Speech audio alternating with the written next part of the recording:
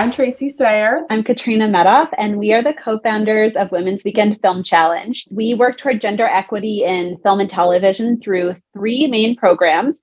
One is our in-person film challenge, where we put together teams to write, shoot, and edit a short film in just one weekend. And we finally just had our 5th film challenge, which was our very first since COVID hit, in New York in August. It was amazing. We loved all of our participants. We were so impressed with the films. So definitely check that program out. If this is the first that you're hearing of it, we do it in New York and LA so far. Our second is our donation-based virtual workshop series. And our third is what we're talking about today, which is our Pilot Accelerator. Some of you may already know us through our film challenge and our virtual workshop series. And some of you may have even applied to the Pilot Accelerator in 2021.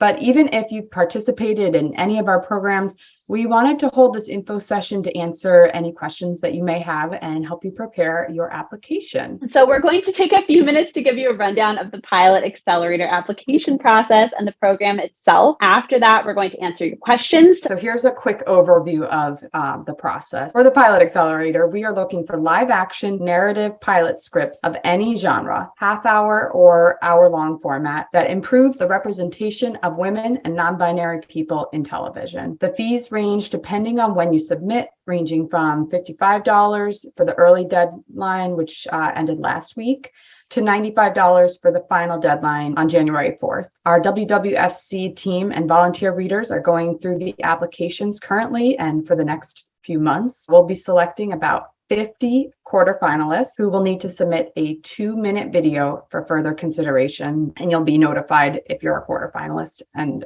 told more details about the video. Then we'll be selecting about 24 semifinalists whose scripts will be read by industry judges who are all listed on the website. And you should definitely check them out because they have incredible bios. They probably wrote some of the shows that you guys are binge watching. After that, from there, we'll be selecting about 12 finalists who we interview via Zoom in March. From those interviews, we select 6 to 8 fellows, and we announce that in March. And we are looking for people who have complete, polished pilots ready to sell, who are ready to be staffed in a writer's room. We're looking for people who are excited to dedicate a lot of time and energy into this program. It will be an intensive time of getting your script and pitch really polished and ready to meet these incredible executives and development executives. And so we want people that are going to put their all into this, because you will get all of that back if you put it in. So about the program itself, so we'll be choosing 6 to 8 fellows. And those fellows will get some homework once we announce who they are and accept them into the program. And the homework happens a few weeks before the program begins. So they'll be reading each other's scripts, watching some of our past virtual workshops, and most importantly, preparing a verbal pitch that we're going to be workshopping throughout the whole program. During this time, they'll also get a one-on-one mentorship meeting with one of last year's fellows, so that you could just talk to someone who's gone through the process and who has some knowledge about what it's like to do all these pitch meetings back to back and all that crazy stuff. We will be meeting from 11 a.m. to 2 p.m.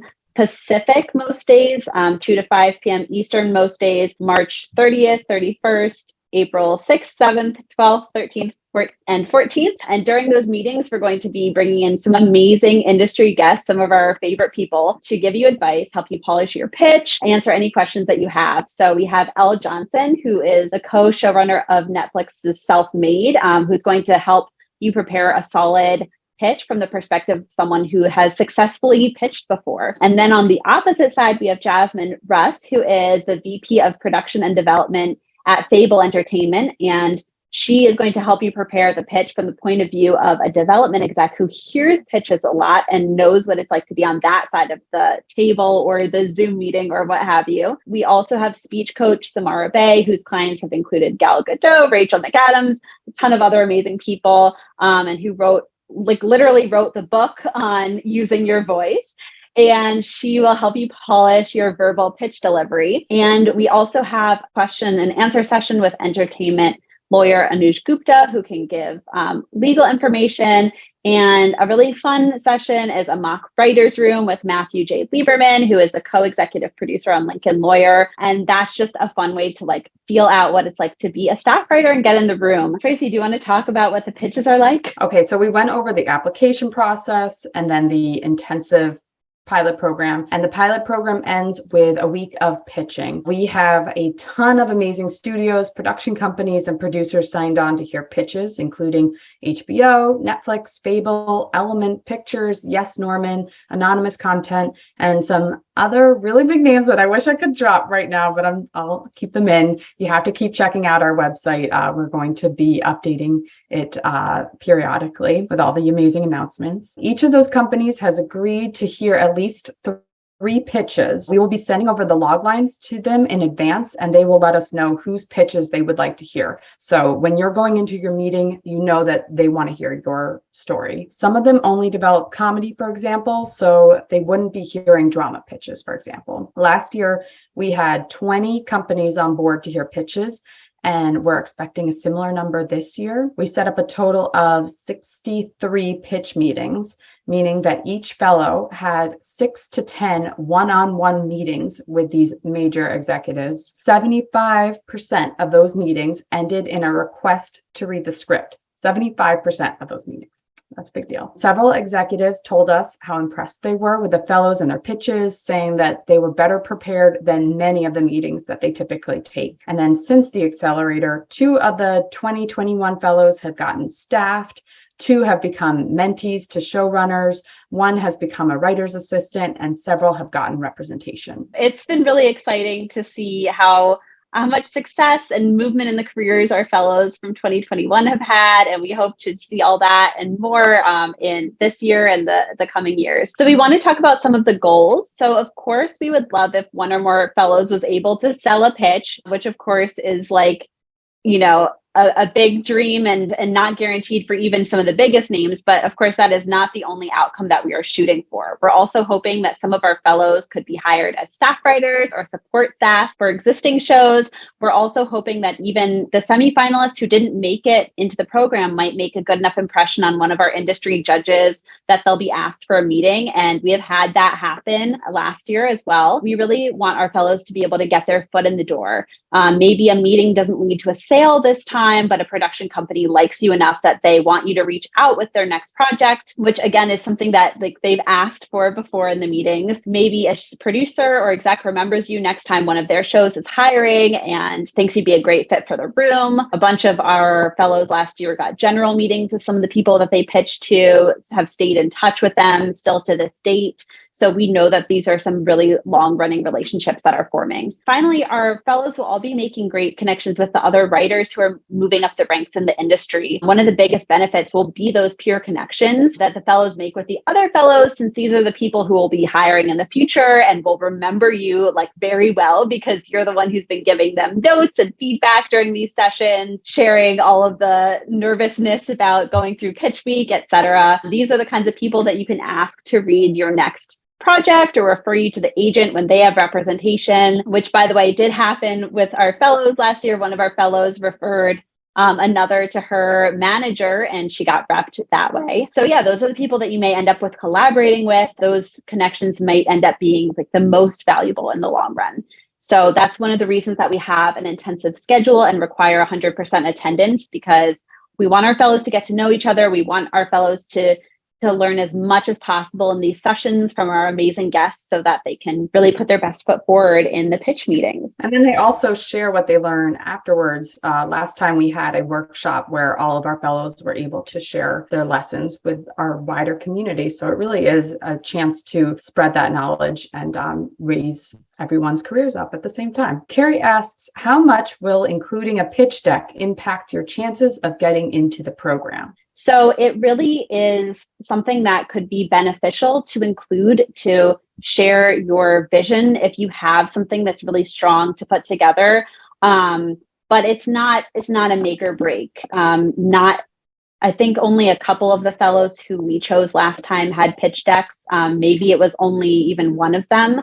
who had it going in. There were definitely several semifinalists who had some really strong pitch decks, and a bunch of semifinalists that didn't have a pitch deck at all. In some cases, it can really help show us that you have a really strong vision for your project. It can help you enhance your application if you have it, but we wouldn't recommend like throwing something together just to have a pitch deck, because on the other end, if you kind of throw something together, it could detract a little because we might start thinking that it wasn't as well thought through or things like that. So I would use your judgment. And if you have a pitch deck, we would be happy to take a look at it. If you don't worry about it at all. A question from Karen: when submitting, what will we need? Just our pilot script or extra things such as a log line, preliminary pitch, etc.? You will need a completed pilot script. You'll need a log line. And then we asked several questions. We really designed this questionnaire to help you all. We don't want to just give you a bunch of questions that are going to waste your time. These are questions that you will get asked typically during a pitch. So we ask why you and why now? We ask, how is this advancing women and non-binary representation? In the last question, we also make it optional to submit your pitch deck if you would like. Next question. Could you tell us who reads the scripts in the first round and what is the scoring criteria? Yeah, so it starts with two members of our personal team that are independently looking at the scripts. And then, scripts will move on to volunteer readers. And the scoring criteria is really about kind of just what you would expect any criteria to be. We're looking at the characters, we're looking at the dialogue, we're looking at the originality of the project, we're looking at the description and the writing as a whole. Is it something that really excites us? Is it something that makes us want to keep reading? Is it something that is really original and bringing something new to whatever genre or topic you're looking at? Just kind of the typical, like, what makes a writing project really stand out is really, really strong. Anna asks, does my pilot need to have a title? Yes, your pilot should have a title. It doesn't need to have a title, but I feel like a title, we're looking for polished, completed scripts. And I feel like having a title is under that category. We want to make sure that you're 100% ready for these meetings. These are very important meetings. And if you don't have a title, it just doesn't seem like you've completed your project. We also got 723 applications last time. So if you can imagine us trying to go through 700 some untitled submissions and saying, well, what did you think of this untitled versus that untitled? It would be pretty hard. So, the title is also important in bringing forth, like, what is your project? Anna also asked, can it be more like a first draft than a final? And we would definitely put your best foot forward and put the most final draft that you can, because we are looking for people who are ready. And for the semifinalists, these scripts are going directly to the industry judges. So those are showrunners, creators, co-EPs, development execs. Like, these are people who, if they're reading your work, you want it to be amazing. You want to leave a great impression. So we can't send these people what are essentially first drafts. We want to be sending these people really polished, great products. If you're submitting a first draft, you're going to waste your money. Like, take the extra time, do a later deadline, make sure that you're submitting the best possible script possible, share it with friends, get feedback. Don't send a first draft, because you're competing against hundreds of other writers who are sending really polished scripts that this might be their 10th or 11th draft. You can't compete against those other scripts. So really give yourself a fighting chance and submit something that is very polished. And I guess I would also say, if you don't feel like you're ready to submit like this year, you could submit next year. We are going to have it again. But I also want to touch on something, because I feel like some people will hold themselves back too. I remember we even had a fellow who felt it was an early-ish draft, and it was she only told us that after the fact that we were in the process, but she was very talented and had done a lot of writing. And it was something that was all of her expertise in writing shone through. And it wasn't something that she just whipped together and sent. It was just oh my gosh, every writer feels like they could keep polishing and keep polishing. So I think there's a little bit of a middle ground there. Don't hold yourself back. Yeah. She had written many scripts before that. And I feel like that really trains you so that each draft moving forward is tighter and tighter with each project.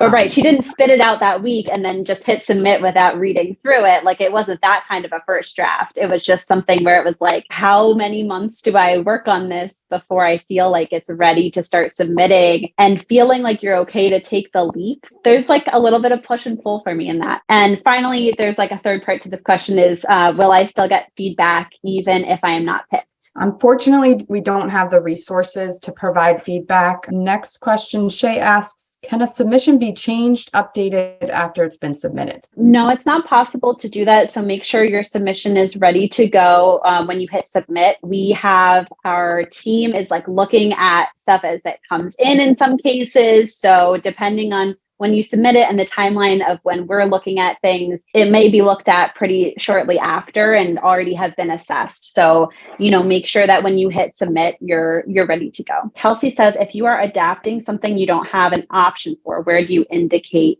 that you don't have it? You can put that in the why you, why now section, but we have heard from the development executives that they're okay with the pitches if someone doesn't have the rights for the project yet.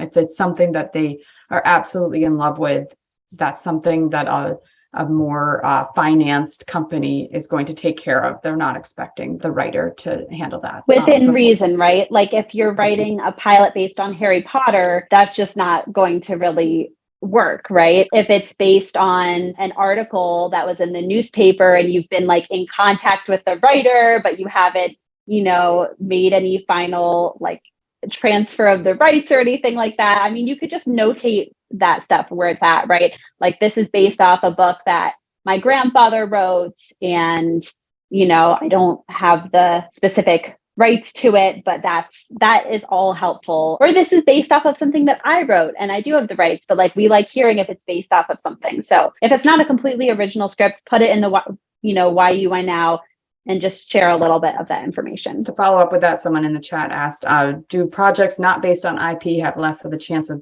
moving forward? The IP really does not have any factor in our decision making. We love original, we love IP, we love good writing. A question from Suzanne. What are your guidelines for page length for a 1-hour drama pilot? The industry standard is 1 page for 1 minute. So for a 60-minute drama, it should be about 60 pages. There is some leeway because some people write very fast dialogue or lots of description, and it just might end up making the page count differ that way. But somewhere around 60 pages is a good length for an hour drama. And Aisha asks, when you say ready to be staffed, does that mean you're looking for a certain level of writing experience? That means based on your writing sample, your pilot script that you've sent in, it's something where someone could look at it and say like, yes, this person is ready, right? This could be the first pilot you've written. It could be the 20th pilot you've written. Like you could have been staffed before, or you could have never really heard of a writer's room, what happens in a writer's room. But ultimately, it's just about like the quality of your writing. Like, do you know how to tell a story? Do you know structure? Do you know the format? Things that people could, again, like our industry judges could look at your project and say, wow, I really like this writer. I would be interested in talking to her about being in my next writer's room, right? So it's not any external factor of like how ready you are or how many awards you've won or if you're repped or anything like that. It's all about just the quality of your writing. Shreya says, is there any advantage to submitting earlier other than the lower application fee? No, there's none. On our end, it makes it easier for us to process all of these applications if they're spread out over time. Typically what happens with all contests, most people get, I think it's 1/3 of the applications get submitted on the very last day. That means hundreds of applications coming in the very last day. So we really prefer it if people are submitting throughout the application period, because then we can assign it to the readers and take a little bit more time. So definitely come in earlier if you can, but there is no advantage for you. Catherine asks, can you repeat what genres we're accepting? So we are looking for live action narrative pilots of any genre. So it could be literally anything from horror to sci-fi to rom-com to whatever, as long as it's live action and narrative, which means we're not looking for anything animation and we're not looking for anything unscripted. So it's really the sky's the limit in terms of genre. Caroline asks, did anyone manage to sell a script last year? Nope, that didn't happen last time. It's a very low likelihood that could happen, but really what's happening is you're meeting the executives, they're putting you down in their list of potential writers that they want to reach out to. You're building those relationships. People got hired to be staff writers in writers' rooms. That was one of our major goals. People got representation. And so it's very unlikely to sell a pitch. That is like the major dream, and we are going to help you reach that dream. But there are so many other dreams in between that dream that we will also help you get to. I see Olivia Simone in the chat as a follow-up to the question about genre, is saying my pilot is live action with animation. I assume this is not accepted. I kind of picture it like something like a Lizzie McGuire, where there's like animation that pops up throughout and it's primarily live action. So I would say yes to that. I guess essentially we have assembled a group of executives who are working on narrative live action stuff, right? So we want to put people in front of them who are going to be what they're looking for and taking a meeting. Like we want, when we send out all the log lines for those execs to choose these fellows to hear pitches. I hope that answers your question. We have not assembled a ton of execs together who are all working on animated series, which is why we're really focusing on live action narrative. I think use your judgment in terms of like, is it all like animation with like a single live human in it? That might not work, but like more Lizzie McGuire type, if that helps, probably would. Caroline says, given that you're accepting scripts from all over the world, does it feel realistic that someone not from the US would even manage to secure a job in a writer's room, given they would require a US working visa? Last time we had one of our fellows was from Scotland. She was coming to our meetings it was like 2 a.m. Yeah. She was one of the most requested fellows to hear pitches from. She ended up winning another pitch contest and told us that was because of the help that we gave her on it. So like we definitely recommend that you apply no matter where you live. It's all on Zoom. It's very accessible. As long as you can handle the hours, that definitely sign up no matter where you live. Elizabeth asks, as a person living with disability, being excited and putting your all into it often looks different for disabled folks. How can people with disabilities show that they are ready for this opportunity? I would say just like everyone else shows that they're ready, which is like the strength of the pilot script and the application that you send. We're looking to tell so many different stories on screen with this program, and that includes from the disabled community. We definitely encourage your application. We want more disabled creators and stories of people with disabilities to be shown on screen. So yeah, absolutely. We just want to see the strength of your script and your application. Liz asks, can you share a little bit about previous successful applicants and what made them stand out? Oh, good question. Oh yeah, I really like this question. I mean, they were the types of scripts that we kept, like that we couldn't get out of our minds, that we kept coming back to. And even if they were on topics that we've seen before, they handled the topic in a really unique and thoughtful way that made us look at it from a different perspective. They also, in the interviews that we had with all of our finalists, these fellows really showed that they were able to kind of bring that energy and verbally discuss their project, when we were in the meeting, which is important because of the huge pitch aspect of this program. I don't know, anything else you want to add, Tracey? I would say that for all of the quarterfinalists, after reading their script, when I would turn on the TV, I would like go to look for it because I felt like I had watched the pilot already, and I was like, where is this script? Where's the show? Oh wait, no, I read that script. So it's got to have that energy where it feels like it's an actual show, and we just want to watch the next episode. I also want to say with the pitching, to clarify, we're talking about high energy a lot, but maybe we should also describe that as authenticity. We're really looking for authenticity. We know that like not everyone is like excitable and energetic and bubbly. We are looking for you to come to the meeting authentically, confidently, who you really are. And if you have like a grounded, serious story, we're not looking for someone that's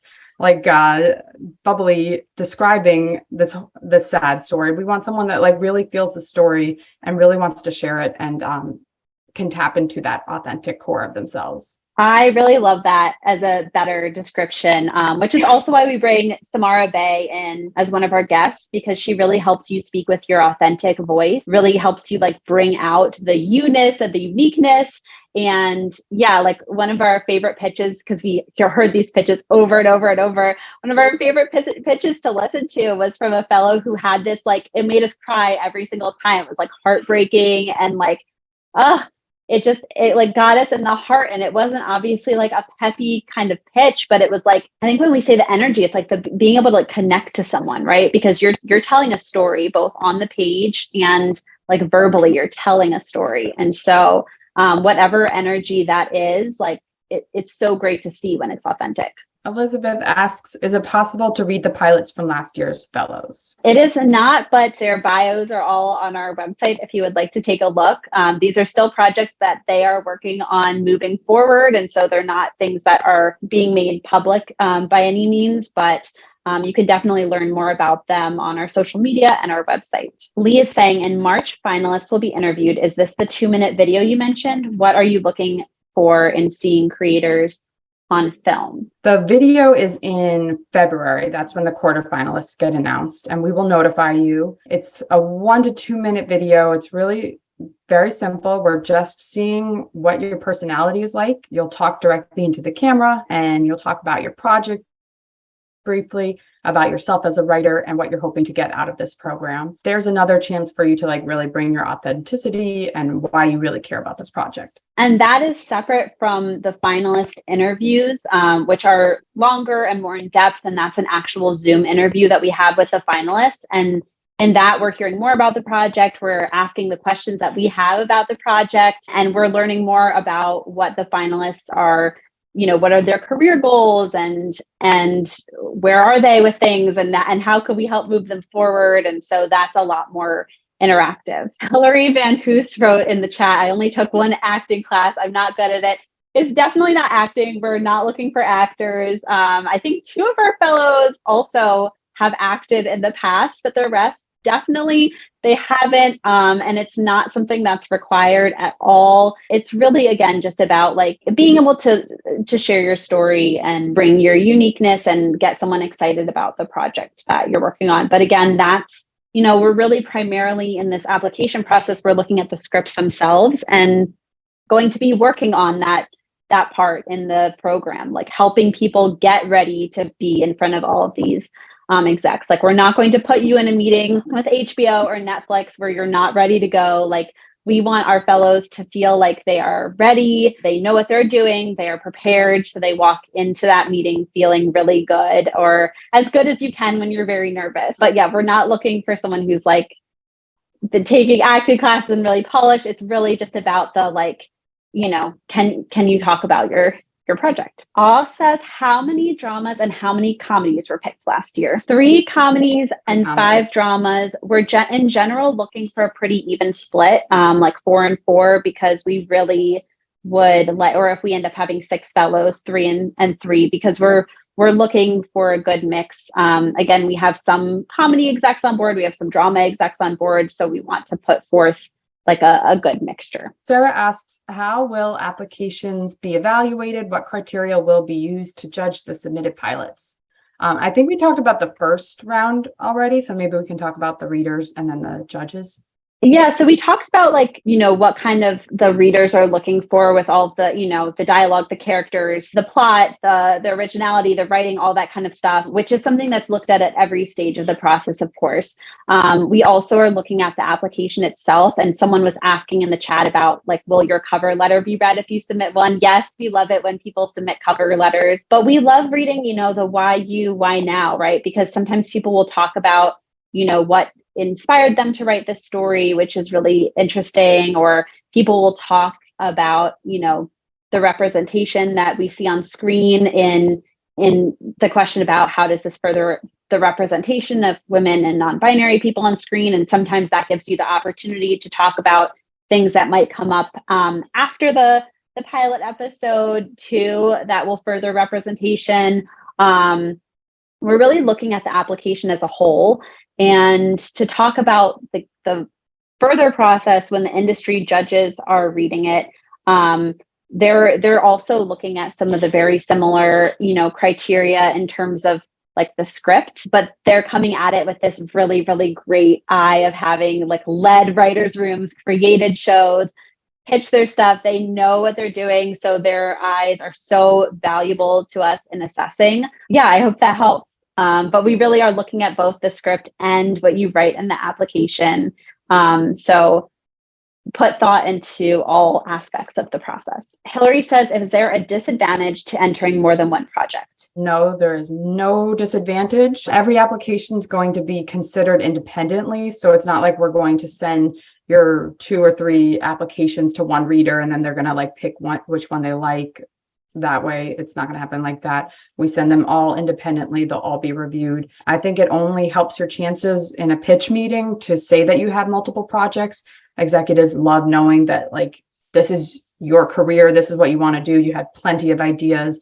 If you don't like this one, you have another script ready. So it would only help you to have multiple projects. Julie asks, can you elaborate on the types of shows you feel do a good job of meeting the mandates you're looking for with stories that empower, embolden women, non-binary characters? It would take a long time, I think, to list out like every TV show, I think, but like we're really looking for to see these characters in, lead roles, or if not the lead role, like really, really strong, like supporting roles where we're really seeing these characters as full people who get like a lot of screen time. And just to give background, I think 7 of the 8 of our fellows had women or non-binary characters as the lead or multiple leads of their projects. And I think one of them had a male lead, but so many, female characters as part of this ensemble cast that it really did give so many great roles for women of various ages and various types of characters. But we're really looking for characters that, maybe it's someone we haven't seen on screen before in a variety of different ways. Maybe it's telling someone's story in a way that it hasn't been told.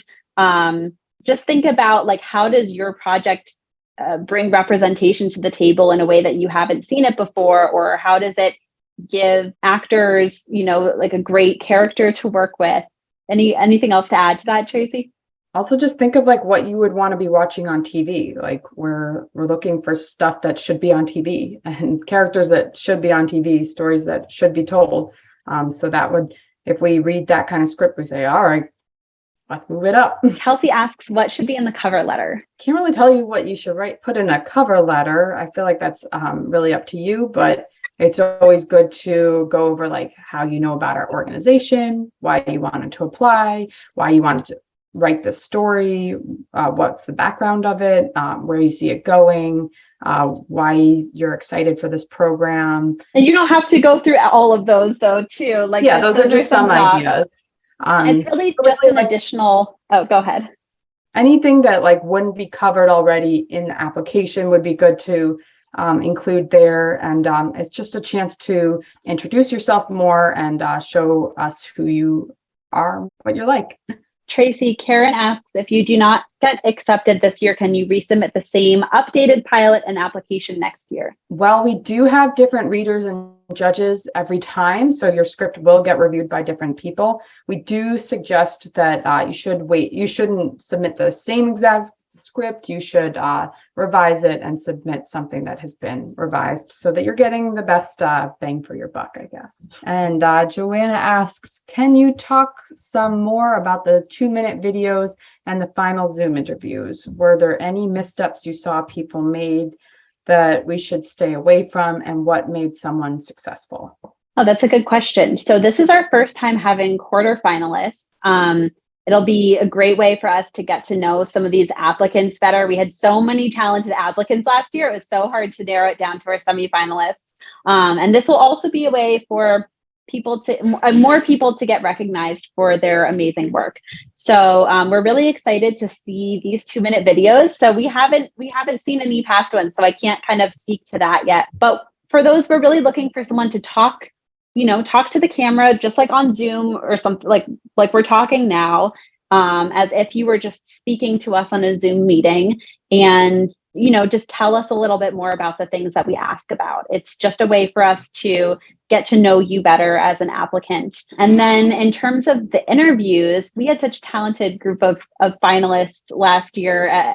It was a very, very tough decision.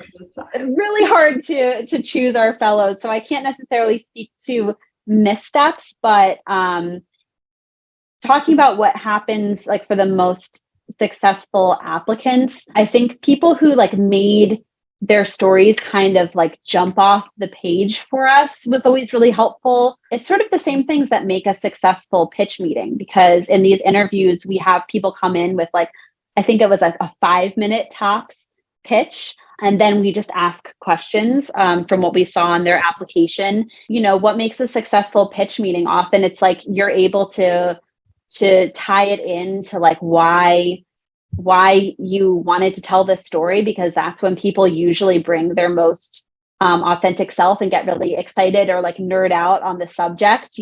What really drew them to this and connected them. That's often really exciting for not just us, but the execs that you might be pitching to in the future. Anything else, Tracey, that really, really stood out to you?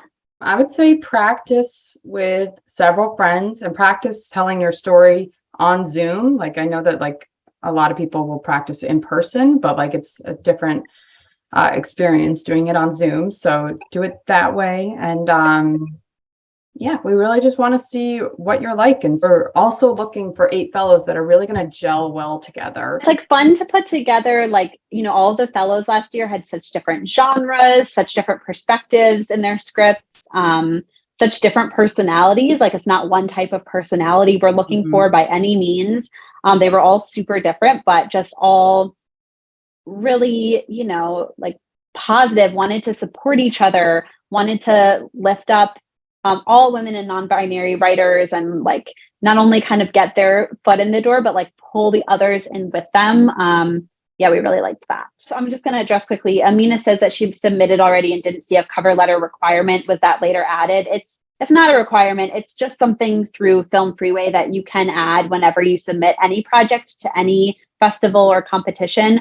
But truly, truly do not worry about it. Some people want to add a cover letter because they want to share more about themselves or the project. And it's always nice to submit to any festival or any competition if it's an option. But I truly cannot remember of our semifinalists how many submitted a cover letter. Like if anyone did submit a cover letter, it really, like, do not worry about it. I was just going to ask the one last question. Kat says, in your opinion, what's the greatest challenge of the lab? I assume the greatest challenge for the fellows. I think it's like very scary this feels like it's before you have your pitch meetings. How many pitch meetings did each fellow have on average? 6 to 8? Each fellow had 6 to 10 pitch meetings. Yeah. It's so funny because that you're like, next week, I'll be pitching to HBO and Sid Gentle and Netflix. That is like what everyone wants, but sometimes what you want scares the living shit out of you. And so I think that is a really hard thing to just jump right into and face your fears that way. I would say getting over the fear of getting what you want. That's a great answer. Yeah, I was just gonna say, like, we sat in the background, like on mute and whatever, for all 63 of the pitch meetings. And we really saw, it was like really amazing, like as the week went on, how our fellows really relaxed into it and started like losing like the nerves that were kind of there at the beginning, and just like really like leaning into it. Like, yes, I can do this. I'm doing this. Like, these are how real pitch meetings go. This is a real pitch meeting. And so it's scary at first, but like you start getting used to it, and then you have this new skill, and it's really amazing. So yeah, we had this workshop with our fellows to share what their experience is like after the fact last time. And that's actually on our Patreon. They were talking about things that they would do, like they would dance beforehand or things like that, like little tricks of like, how do you get over these crazy nerves? Because I think that's like definitely the scariest part.